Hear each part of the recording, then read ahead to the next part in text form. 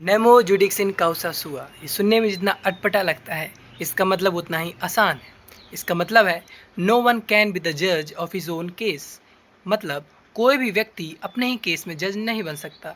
इसका पर्पस यह है कि कोई भी पर्सन जो कि डिसीजन ले रहा है किसी केस में, उसका झुकाव किसी भी एक पक्ष की तरफ ना हो, बल्कि वह दोनों पक्षों को बराबर से ट्रीट करे। तो चलिए अब इसे एक एग्जाम्पल के द्वारा अच्छे से समझते हैं। मान लेते हैं कि मैं शिवा एक सिविल जज हूँ और मेरे ही एरिया के किसी आदमी ने मुझ पर केस कर दिया। तो अब एज अ जज मैं उस केस को नहीं हैंडल कर सकता। यहाँ तक कि अगर मेरे किसी रिलेटिव का केस या फिर मेरे किसी एनिमी का केस भी आया मेरे कोर्ट में, तो मैं उस केस को हैंडल नहीं कर सकता।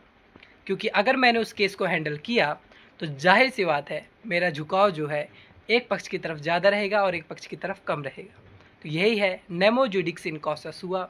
अगर आपको इसी तरह के मज़ेदार फैक्ट जानने हों, लॉ से रिलेटेड बातें, तो मुझे फॉलो और सब्सक्राइब कीजिए। धन्यवाद।